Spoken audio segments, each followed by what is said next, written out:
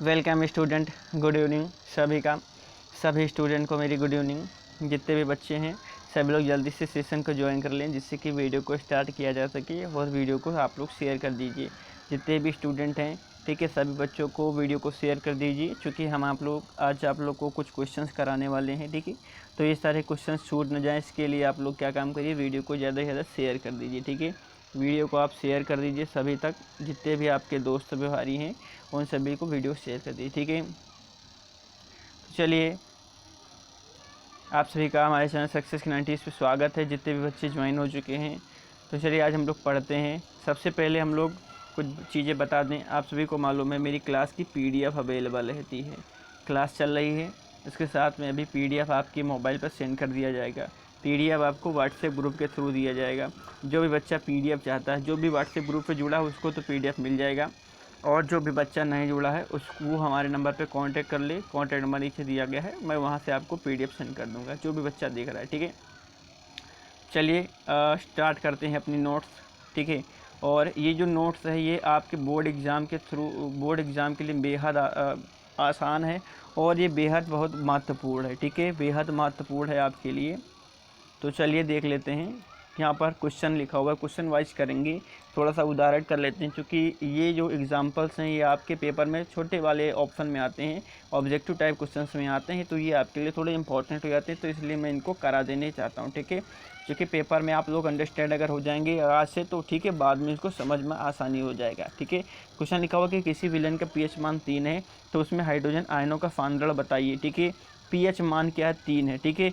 जब pH मान 3 है तो हाइड्रोजन आयन की सांद्रता कितनी हो जाएगी, 10⁻³ अगर ये 10⁻³ मोल पर लीटर दिया है pH मान, तो क्या हो जाएगा, 3 हो जाएगा, ठीक है। अगर माइनस में ये दिया गया है तो प्लस में 3 हो जाएगा, ठीक है। ये चीज़ समझ में आ गया, ठीक है।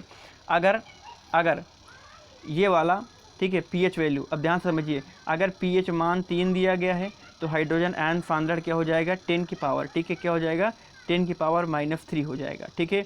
अगर हाइड्रोजन आयन सांद्रण हमको दिया गया है, ठीक है, हाइड्रोजन आयन सांद्रण दिया गया, हमसे कह दिया गया कि जो दिया गया है कि 10⁻⁻10 लिखा हुआ है। आप बताएं हाइड्रोजन, ठीक है, pH मान क्या होगा, तो pH मान प्लस का 10 होगा, ठीक है, प्लस का 10 होगा, ठीक है। अब ये आपके मन में सवाल फैल रहा होगा कि ये pH वैल्यू 3 कैसे निकल के आ गई, ठीक है। ये भी आपके जो भी दिक्कत है इसको सॉल्व कर देता हूँ। देखिए, हमारा pH की वैल्यू का फार्मूला क्या होता था, -log, ठीक है, H+ आयनों की कंसंट्रेशन। ये वाला फार्मूला मैंने आपको पहले बता रखा है, ठीक है। देखिए यहाँ पर करेंगे क्या, एक्चुअल में होता क्या है, जैसे लिखा हुआ है तो हम लोग लिखेंगे यहाँ पर log 10⁻³ लिखा हुआ है, ठीक है।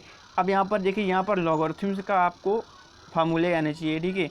तो लॉगरिथम्स का फार्मूले में अगर किसी की पावर होती है तो क्या हो जाता है, वो गिनती आगे आ जाती है, गुणे में क्या हो जाता है, log 10, इस तरीके से हो जाता है। log 10 की वैल्यू 1 होती है, इसलिए हमारा, ठीक है। और ये फार्मूला पहले से माइनस में था, तो ये वाला माइनस माइनस प्लस कर देगा, अर्थात 3 एक कम कितना हो जाएगा, केवल 3 हो जाएगा। इसीलिए मैं कह रहा हूँ आप लोग सीधे भी लगा सकते हैं, ज़्यादा दिमाग ना खर्चा करके, ठीक है।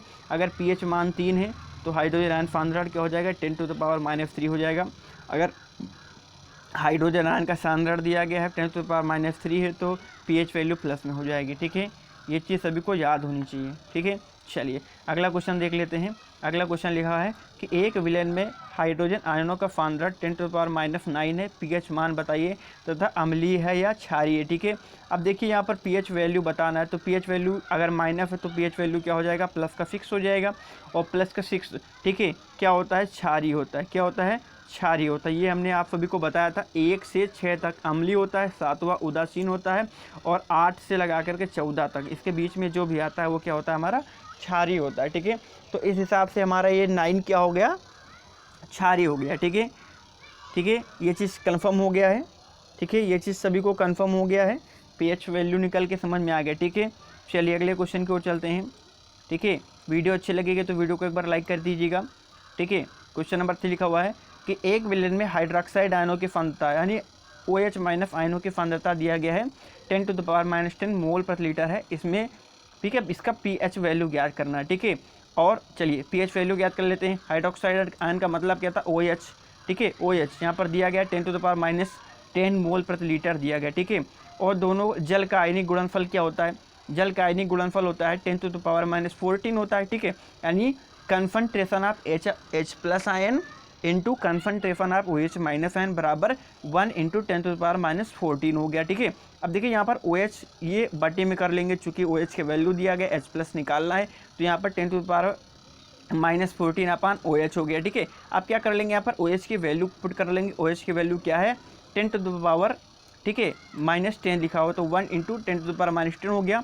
अब देखिए यहाँ पर क्या होगा, यहाँ पर एक्चुअल में ये हो रहा है कि जब पावर ऊपर जाएगी, ठीक है, तो पावर प्लस की हो जाएंगी, ठीक है। तो 10 की पावर -14 लिखा हुआ है, और नीचे से जब ये पावर ऊपर गई तो 10 की पावर क्या हो गया, प्लस का 10 हो गया। अगर बेस समान होते हैं तो एक बेस ले लेते हैं और ऊपर वाले को जोड़ लेते हैं, तो क्या हो जाएगा -14 प्लस का 10 हो जाएगा। तो आंसर क्या आ जाएगा, 4 आएगा, ठीक है। तो आंसर यहाँ पर देखिए क्या लिखा हुआ है, 1 × 10 की पावर -4 मोल प्रति लीटर, ठीक है, 1 × 10 की पावर -4 मोल प्रति लीटर। अब देखिए H प्लस आयनों की सांद्रता निकल के आ गई है। अब अगर आपसे कोई pH वैल्यू पूछता है तो क्या निकलेगी, pH वैल्यू क्या हो जाएगी, 4 हो जाएगी। pH वैल्यू क्या हो जाएगी, 4 ही तो होगी, है ना। pH वैल्यू क्या हो जाएगी, 4 हो जाएगी, ठीक है। देखिए यहाँ पर लिखा हुआ है कि pH वैल्यू कितना निकल के आ गया, 4 निकल के आ गया, ठीक है। pH वैल्यू क्या है, 4। ये विलेन कैसा होगा, एसिडिक होगा, ठीक है। विलेन क्या होगा, एसिडिक होगा, ठीक है। ओके, चलिए बहुत अच्छे, अगला क्वेश्चन देख लेते हैं। चलिए क्वेश्चन नंबर 4 लिखा हुआ है कि पोटेशियम हाइड्रोक्साइड, ठीक है, विलेन में, देखिए पोटेशियम हाइड्रोक्साइड विलेन में जो सांद्रता है 1 × 10⁻⁻5 मोल प्रति लीटर है, इसका pH वैल्यू बता देना, ठीक है।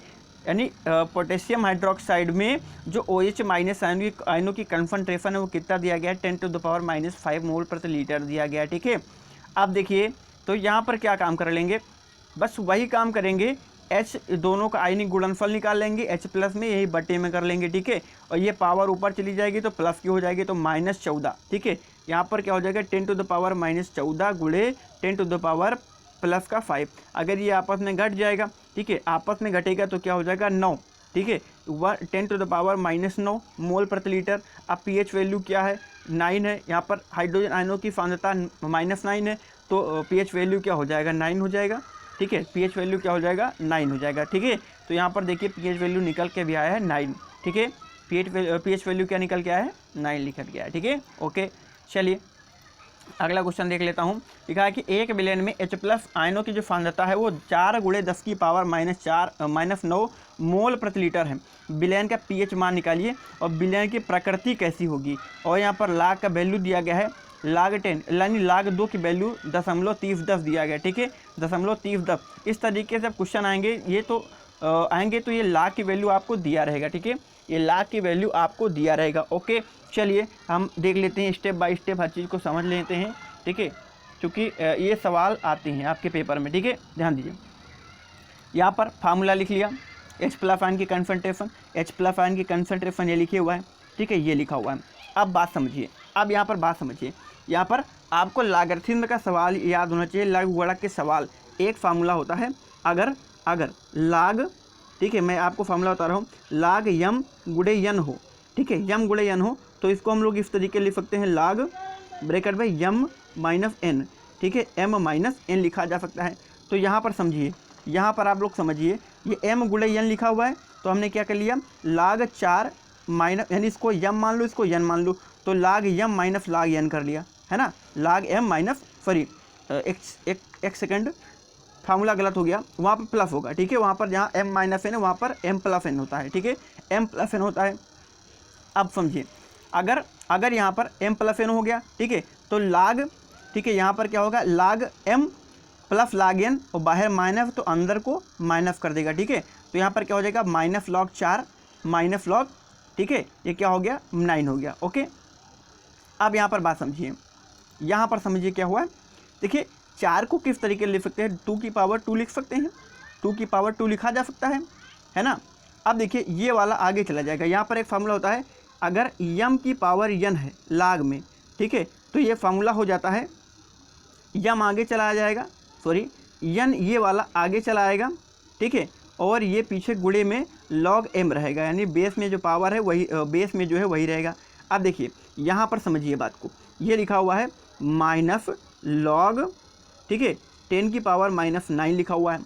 अब ये आगे आएगा तो ये माइनस मिलकर के +9 हो जाएगा और गुणे log 10, और log 10 की वैल्यू अभी ऊपर बता 1 होती है, तो 1 गुणे 9 कितना हो जाएगा, 9 हो जाएगा। तो देखिए यहाँ पर लिखा हुआ है 9 लिखा हुआ है। अब देखिए यहाँ पर भी वही फार्मूला लगेगा, यहाँ पर अभी जो मैंने बताया ये 2 आगे आ गया तो -2 गुणे log 2 हो गया, तो -2 तो लिखा हुआ है, गुणे log 2 की वैल्यू क्या दिया है, 0.30 दिया गया, ठीक है। तो यहाँ पर दोनों रख दो, यहाँ पर रख दिया और +9, इसको सॉल्व कर लिया तो क्या निकल के आ गया हमारा 8.398, ठीक है, 8.398 हो गया, ठीक है। और ये मान क्या है, 7 से ज़्यादा, अर्थात विलेन कैसा हो जाएगा हमारा, क्षारीय हो जाएगा, ठीक है, विलेन कैसा हो जाएगा, क्षारीय हो जाएगा। अब बताओ ये सभी को समझ में आ गया है? अगर किसी को कहीं पर नहीं समझ में आया है तो बताइएगा, अगर बताएंगे आप लोग तो हम अगले वीडियो में कोशिश करेंगे आपको समझाने की, ठीक है, अगले वीडियो में आपको कोशिश करूंगा समझाने की। ये वैसे समझ में आ गया होगा, इतना ज़्यादा कठिन नहीं था, इतना ज़्यादा कठिन था नहीं, ठीक है। अगर आप लोग चाहते हैं तो मैं फिर से समझा देता हूँ आपको। जैसे यहाँ पर मैंने H+ आयनों की सांद्रता रख दिया, ठीक है। अब यहाँ पर भले न समझ में आया हो, यहाँ पर समझा देता हूँ। यहाँ पर फार्मूला होता है m गुणे n का फार्मूला होता है m+n, ठीक है। देखिए यहाँ पर लिखा हुआ है log बाहर, अब इसको अंदर समझेंगे, m+n, ठीक है। तो देखिए यहाँ पर क्या हो जाएगा, 4 प्लस हो जाएगा 10 की पावर -9, ठीक है। अब ये माइनस को अंदर चला जाएगा, लॉग भी जाएगा, तो क्या हो जाएगा -log 4, और यहाँ पर भी माइनस कर देगा, क्या कर देगा, log 10 की पावर -9 कर देगा। बताइए ये समझ में आया है ना? देखिए अब इसके आगे देखते हैं। अब ये इतना समझ में आ गया, आगे देखो ये वाला कहाँ से हुआ, ये वाला कहाँ से हुआ भैया, देखिए ये देखिए ये लिखा हुआ है -log 4 लिखा हुआ है। इसको कैसे लिख सकते हैं, -log 2 की पावर 2 भी तो लिख सकते हैं, ये भी तो 4 हो गया। और यहाँ समझिए यहाँ लिखा हुआ है, लिखा है -log 10 की पावर -9। अब ये आगे चला आएगा तो माइनस माइनस प्लस, तो 9 गुणे log 10 हो जाएगा, ठीक है। और log 10 और 10 की वैल्यू 1 होती है, तो 9 × 9, ठीक है। तो यहाँ पर 9 लिख गया, यहाँ पर देखिए 9 लिख गया, ऊपर वाले में 9 लिखा हुआ है। अब यहाँ पर सॉल्व करना है ये वाला पार्ट हमने सॉल्व कर दिया, लिखा हुआ है -log 2 की पावर 2, तो ये आगे चला आएगा तो -2 log 2 हो जाएगा, ठीक है। इतना समझ में आ गया। तो देखिए यहाँ पर भी तो वही लिखा हुआ है, -2 log 2 लिखा हुआ है ना। अब देखिए -2 तो है और गुणे log 2 की वैल्यू ये देखिए लिखा हुआ 0.30, ठीक है। तो क्या रख देंगे, 0.30 रख देंगे, इसको गुणा कर देंगे और प्लस में क्या करेंगे 9, ठीक है। इसका गुणा माइनस में आएगा, 9 को घटाएंगे, ठीक है। और जब घटाएंगे तो आंसर निकल के हमारा आ जाएगा, ठीक है, 8.398, ठीक है, 8.398 निकल के आएगा। और जो pH 7 से अधिक है तो ये कैसा हो जाएगा, क्षारीय हो जाएगा, ठीक है। pH कैसा हो जाएगा, क्षारीय हो जाएगा। अब बताइए आप सभी को समझ में आ गया है, बताएं सभी को समझ में आ गया, किसी को दिक्कत तो नहीं है? चलिए बहुत अच्छे, चलिए अगले क्वेश्चन की ओर चलता हूँ। ये प्रैक्टिस सेट आपके लिए लेकर आया था, ठीक है, थोड़ा सा प्रैक्टिस करवा दिया है। अब हम लोग आगे पढ़ेंगे, ठीक है। अब हम लोग आज आगे पढ़ेंगे इसमें कि सूचक क्या होता है, ठीक है। सूचक क्या होता है, सूचक को अंग्रेजी में इंडिकेटर बोला जाता है, सूचक को अंग्रेजी में इंडिकेटर बोला जाता है। इंडिकेट का मतलब है सूचना देना, इंडिकेट का मतलब होता है सूचना देना। जैसे मोटरसाइकिल में 2 इंडिकेटर लगे होते हैं, इस तरीके से 2 इंडिकेटर लगे होते हैं। हमको इधर मुड़ना होता है तो ये वाला जला दिया जाता है, इधर मुड़ना होता है तो ये वाला जला दिया जाता है। ये क्या काम करते हैं, ये बताने का काम करते हैं, किसकी, कि हम भैया इधर जाने वाले हैं, इधर से गाड़ी मत लाओ, हम लोग इधर जाने वाले, इधर से गाड़ी मत लाओ। तो इंडिकेटर में अम्ल और क्षार को पहचानने के लिए प्रयोग किया जाता है, ठीक है। तो यहाँ पर देखिए क्या लिखा हुआ है, अम्ल क्षार सूचक वह पदार्थ हैं जिनका अम्लीय विलयन में कोई एक रंग होता है और क्षारीय विलयन में कोई दूसरा रंग होता है। अर्थात pH के परिवर्तन के साथ साथ में उनमें उसके रंग में भी परिवर्तन आता जाता है, तो वो क्या कहलाते हैं, सूचक कहलाते हैं। क्या कहलाते हैं, सूचक कहलाते हैं, ठीक है। आगे मैंने छोटी सी नोट बना रखा है, इसमें मैंने बताया है कि किसी भी अम्ल क्षार सूचक की रंग विलयन में जो pH पर निर्भर करता है, ठीक है, pH पर निर्भर करता है। जैसे अगर pH का मान, ठीक है, 1 से 2 फिक्स है तो कोई और दूसरा रंग रहेगा, 7 to 14 है तो कोई दूसरा रंग रहेगा। यानी कि जैसे pH कन्वर्ट हो जाएगा, pH बदलता चला जाएगा तो उसका रंग भी क्या हो जाएगा, बदलता चला जाएगा, ठीक है। यानी उसके pH पर निर्भर करता है ना, उसके किस पे, pH पर निर्भर करता है। चलिए मैंने एक सारणी बना रखा है, आप लोग को सारणी से समझाने की कोशिश करता हूँ। लिखा हुआ है अम्ल क्षार सूचकों की रेंज, ठीक है, क्या कहाँ तक होता है। जो मेथिल ऑरेंज होता है इसका पीएच रेंज होता है नॉर्मली 3.1, वो हायर होता है 4.5 लिखा होता है, ठीक है। मीडियम क्या होता है, एसिडिक मीडियम में, ठीक है। अब यहाँ पर बात समझिए, एसिड ये बेस और एसिड का मतलब कुछ नहीं है। ये अगर रेंज कम होगी तो लाल हो जाएगा। अगर मेथिल ऑरेंज यानी 3.1 में कैसा हो जाएगा, लाल हो जाएगा, और 4.5 में क्या हो जाएगा, पीला हो जाएगा, ठीक है। यहाँ पर रंग से कोई मतलब नहीं है, ठीक है। लिटमस पत्र अगर 5.5 है तो क्या हो जाएगा, लाल हो जाएगा, और यदि 5.4 है तो कैसा हो जाएगा, नीला हो जाएगा। फिनाल्फथैलीन 8 में है तो रंगहीन हो जाएगा, और 9.8 है तो गुलाबी हो जाएगा, ठीक है। क्या हो जाएगा, गुलाबी हो जाएगा।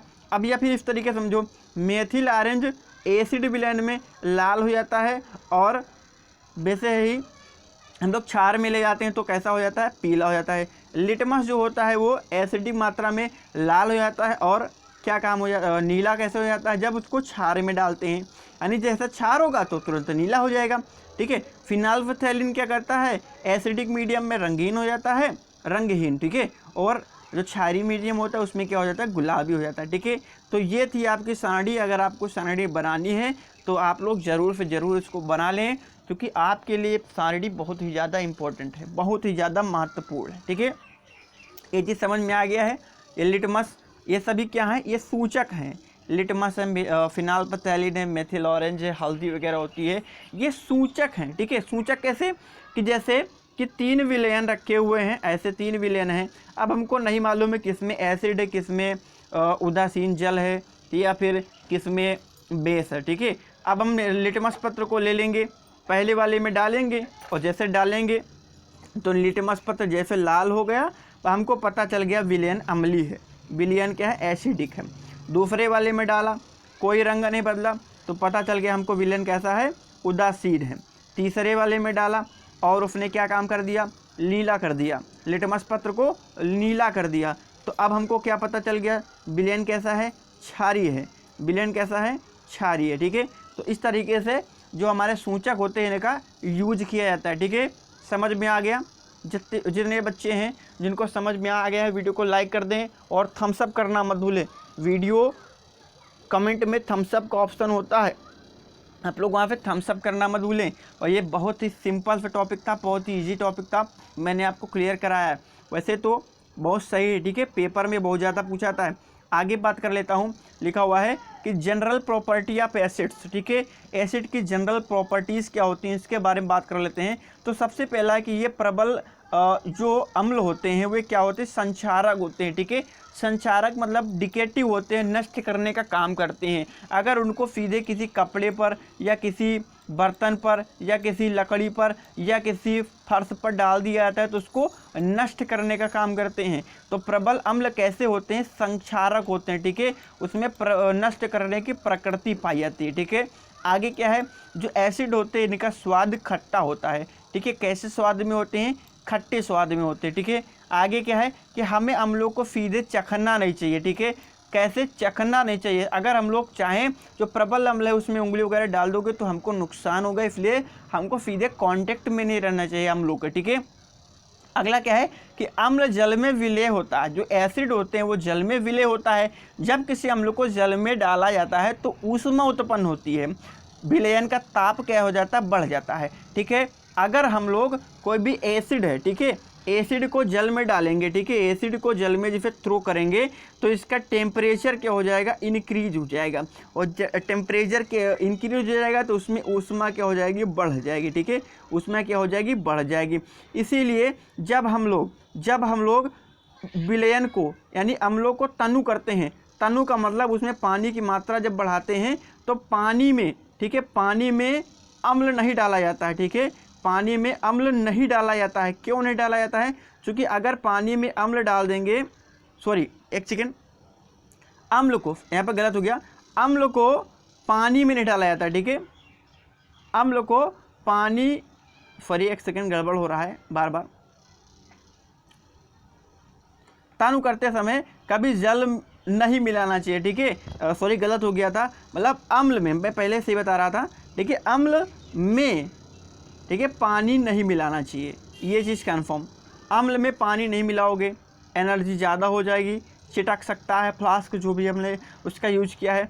हमको करना क्या चाहिए, पानी में अम्ल मिलाना चाहिए, ठीक है, पानी में अम्ल कैसे, थोड़ा थोड़ा बूंद बूंद करके मिलाना चाहिए, ठीक है, कैसे, थोड़ा थोड़ा बूंद बूंद में मिलाना चाहिए एकदम, और हिलाते भी रहना चाहिए, उसको हिलाते रहेंगे तो एनर्जी जो है बाहर निकलती जाएगी और हमारा अम्ल कैसा हो जाएगा, तनु हो जाएगा, यानी उसमें पानी की मात्रा ज़्यादा हो जाएगी, ठीक है।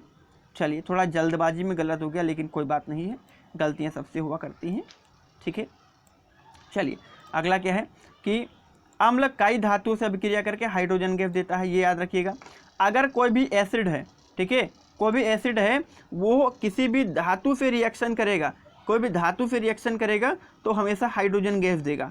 कौन सी गैस देगा, H2 गैस देगा, ठीक है। ये कंफर्म कर लीजिए, आपके दिमाग में बैठा लीजिए, इस तरीके से एक न एक क्वेश्चन आपके पेपर में आते रहते हैं, ठीक है, कि अम्ल धातु से रिएक्शन करके कौन सी गैस देता है, तो हाइड्रोजन गैस देता है। एग्जाम्पल में जिंक जब H2SO4 यानी सल्फ्यूरिक अम्ल से अभिक्रिया करता है तो ZnSO4 बना लेता है और हाइड्रोजन गैस को क्या करता है, मुक्त कर देता है, ठीक है। आगे मैग्नीशियम H2SO4 से रिएक्शन करके मैग्नीशियम सल्फेट बनाती है और हाइड्रोजन गैस क्या होती है, मुक्त कर देता है, ठीक है। ये चीज़ सभी को समझ में आ गया है, बताओ बच्चा, समझ में आ गया है। चलिए आगे पढ़ लेते हैं जनरल प्रॉपर्टीज़ ऑफ बेसिस, ठीक है, जनरल प्रॉपर्टीज़ ऑफ बेसिस पढ़ लेते हैं, ठीक है। बताएं सभी लोग वीडियो आप लोग कैसी लग रही है, वीडियो अच्छी लग रही है, ठीक है, वीडियो अच्छी लग रही है तो वीडियो को लाइक कर देना, ठीक है। अब आगे पढ़ लेते हैं जनरल प्रॉपर्टीज़ ऑफ बेसिस, यानी बेस की जनरल प्रॉपर्टीज़ क्या होती हैं। सबसे पहले प्रॉपर्टीज़ की हो गई है कि ये क्या होते हैं, ये प्रबल अम्लों की भांति संक्षारक होते हैं। अगर प्रबल क्षार है तो वो भी नष्ट करने का काम करता है, संक्षारक का काम करता है, ठीक है। अगला क्या है, इनका स्वाद कैसा होता है, तीखा होता है और ज्वलन उत्पन्न करने वाला होता है, ठीक है।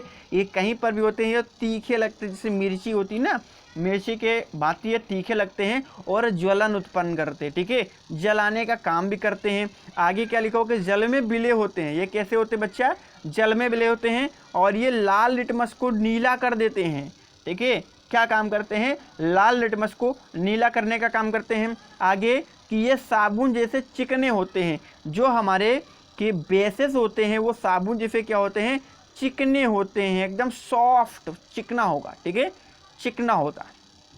आगे क्या होते हैं, ये तेलों तथा वसाओं के अभिक्रिया करके साबुन व ग्लिसरॉल बना लेते हैं।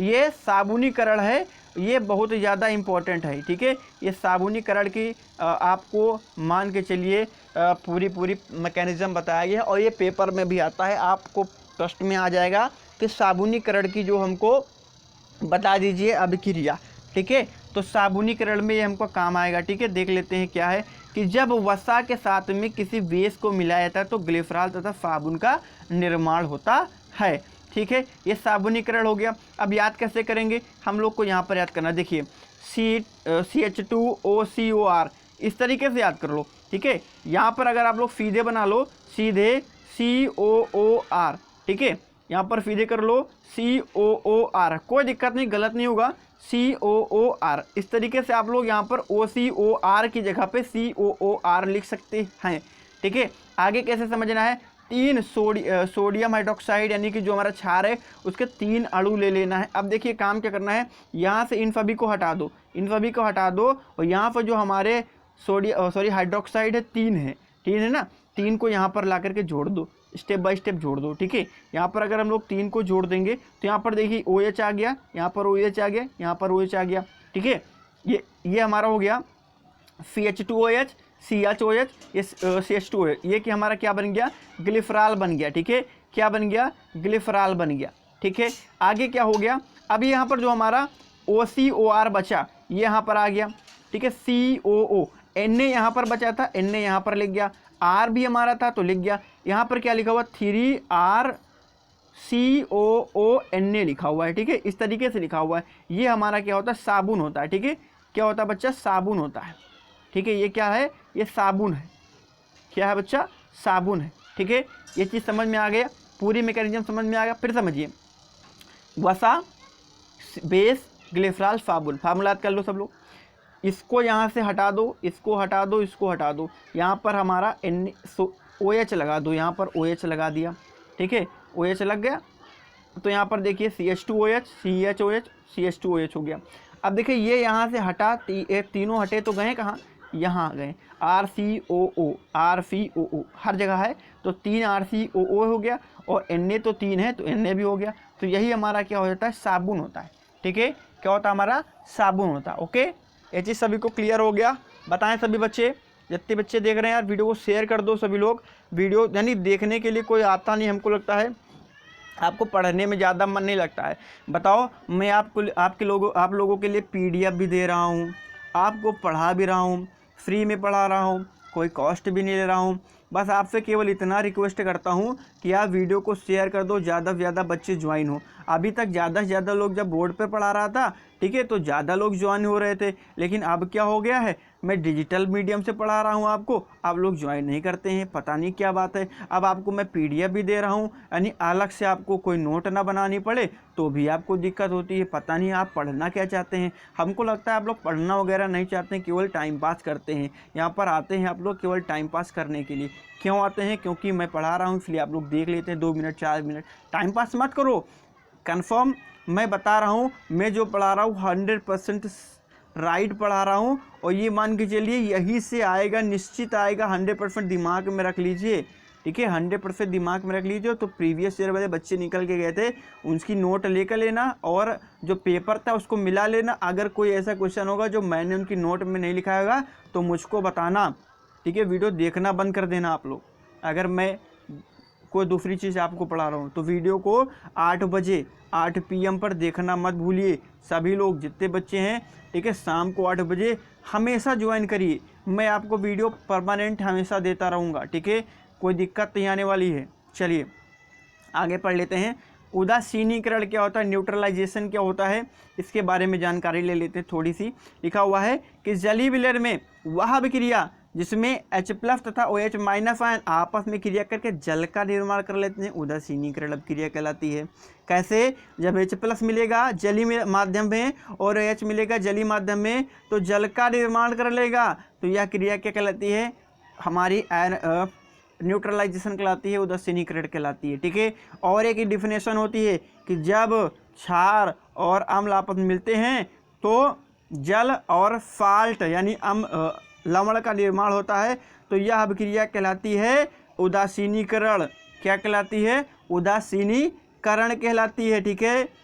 ये चीज़ सभी को क्लियर हो गया, ठीक है। मैं उदाहरण भी रख रखा आप लोग के लिए कि NaOH HCl रिएक्शन विद कर रहे हैं, तो NaCl यानी साल्ट बना रहे हैं। क्या बना रहे हैं? साल्ट बना रहे हैं और जल बना रहे हैं, ठीक है। अगर इसको खाली कर दो, यहाँ से OH ले लो, यहाँ से H ले लो, तो अभिक्रिया करके जल ही तो बना रहा है, तो उदासीनीकरण हो गई कि नहीं हो गई? बताओ, उदासीनीकरण हो गई। चलिए आगे बात कर लेते हैं कि उदासीनीकरण एनर्जी क्या होती है, ऊर्जा, ठीक है, हीट ऑफ न्यूट्रलाइजेशन, ठीक है। तो यहाँ पर है कि 1 ग्राम तुल्यांक अम्ल और 1 ग्राम तुल्यांक क्षार के तनु विलयनों में परस्पर उदासीनीकरण करने में जो ऊष्मा अवशोषित होती है वही उदासीनीकरण ऊष्मा कहलाती है, ठीक है। जैसे HCl और NaOH 1-1 ग्राम तुल्यांक भार ले लिया गया, इसको उदासीन करने में यानी NaCl और जल बनाने में जो ऊष्मा लिया गया है, ठीक है, वही क्या कहलाएगी, हमारी उदासीनीकरण ऊष्मा कहलाएगी, ठीक है, उदासीनीकरण ऊष्मा कहलाएगी, ठीक है। आगे मैंने और उदाहरण रख रखा है कि जब दुर्बल अम्ल और प्रबल क्षार मिलते हैं, ठीक है, तो भी हमारा यहाँ पर जल का निर्माण हो गया, ये भी हमारा सोडियम साल्ट का निर्माण हो गया, ठीक है। यहाँ पर क्या बन गया 13.3। अब जब दुर्बल अम्ल और दुर्बल क्षार को मिलाया जाता है तो क्या बनता है, उससे कम एनर्जी मिलती है, ठीक है, कम एनर्जी मिल गई, बस यही था यहाँ पर कम एनर्जी और ज़्यादा एनर्जी को दिखाया गया है। एक्चुअल में आपको याद क्या रखना है, यहाँ पर याद रखना है कि 1 ग्राम तुल्यांकी भार और 1 ग्राम तुल्यांकी 1 ग्राम तुल्यांकी भार अम्ल और 1 ग्राम तुल्यांकी भार क्षार के तनु विलयनों में परस्पर उदासीनीकरण में जो ऊष्मा आती है उसी को उदासीनीकरण ऊष्मा कहते हैं। और एक उदाहरण लिख लीजिए, HCl + NaOH NaCl + H2O +, ठीक है, 13.3 3 kcal, ठीक है, किलो कैलोरी। ये चीज़ याद रखिए, एक एग्जाम्पल याद रखिए, बस आपके लिए बहुत ज़्यादा ठीक है रहेगा। ठीक है, तो बस आज का वीडियो यहीं तक रहेगा। आपको वीडियो आज का कैसा लगा? अगर वीडियो अच्छी लगी है तो सभी लोग लाइक करके जाइएगा और वीडियो को शेयर करिए, जितने भी आपके फ्रेंड हैं उन सभी को शेयर कर दीजिए। ठीक है, और मैं आपको डिजिटल माध्यम से पढ़ाई करा रहा हूं, तो ये आपके लिए मैं कह रहा हूं बहुत ही अच्छी रहेगा, 100% अच्छा रहेगा। ठीक है, उसमें जैसे वहाँ पर बोर्ड पर मैं आपको पढ़ाता था, वहाँ पर आपके नोट्स क्लियर नहीं हो पाते थे। ठीक है, आपके नोट्स क्लियर नहीं हो पाते, तो भाई जिसके पास बुक है उसके लिए तो अच्छी बात है, वो बुक से पढ़ लेगा। अब भाई जिसके पास बुक नहीं है, ठीक है, तो अब वो क्या करेगा, उसके पास में नोट नहीं है, तो अब यहाँ पर मैंने क्या किया है, आपको पीडीएफ से पढ़ाना चालू कर दिया है। मैं जिस पीडीएफ पर पढ़ा रहा हूँ, यही पीडीएफ आपको जैसे वीडियो ख़त्म होगा या फिर बीच बीच में मैं पीडीएफ आपको सेंड कर दूँगा। अब आप पीडीएफ पढ़िए और मेरे वीडियो को बार बार देखिए। अगर आप लोग बार बार देखेंगे तो हर चीज़ समझ में आ जाएगी। बार बार वीडियो देखो और पीडीएफ से जो भी चीज़ है उसको याद कर लो, है ना। क्या दिक्कत है बताओ, किसी को दिक्कत है क्या? नहीं दिक्कत है ना। ठीक है, तो चलिए लेता हूँ आपसे अलविदा, फिर मिलूँगा अगले दिन इसी टाइम 8 बजे। तब तक के लिए गुड बाय, और वीडियो को शेयर करिए। अगर चैनल को सब्सक्राइब नहीं किया तो चैनल को सब्सक्राइब करके ही जाइएगा। ठीक है, good bye, good evening, good night सभी का। और बता दूं, मैथ की क्लासेस नहीं चल पाएंगी। ठीक है, मैथ की क्लासेस चल नहीं पाएंगी, आपको बता रहा हूं, चूँकि इस माध्यम से डिजिटल मीडियम से मैथ की क्लासेस नहीं हो पाएंगी, चूँकि यहाँ पर सवाल लगाना पड़ता है और आपके लिए दिक्कत होगी। ठीक है, और पर डे साइंस की क्लास आपको मिलती रहेगी अपने टाइम पर 8 बजे। ठीक है, तो तब तक के लिए गुड बाय, गुड नाइट, सभी लोग अच्छे रहें, मस्त रहें, अच्छे से पढ़ाई करते रहें। Good bye.